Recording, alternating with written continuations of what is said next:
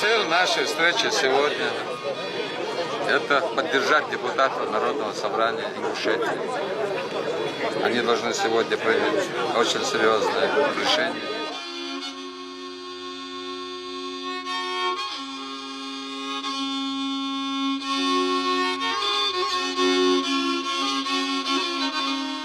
До главы Республики Ингушетии Евкуровым и главой Чеченской Республики Кадыровым за спинами народа и чеченского, и ингушского было подписано соглашение о передаче ингушских земель.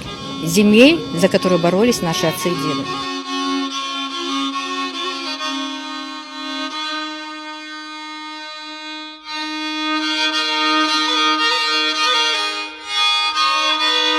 Мы живем в Российской Федерации. У Российской Федерации есть своя конституция, свои законы, согласно которым народ имеет право принимать участие в определении границ.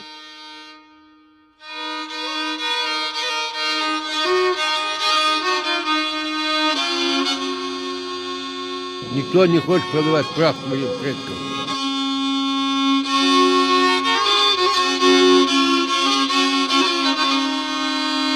Это соглашение, по сути, является антинародным.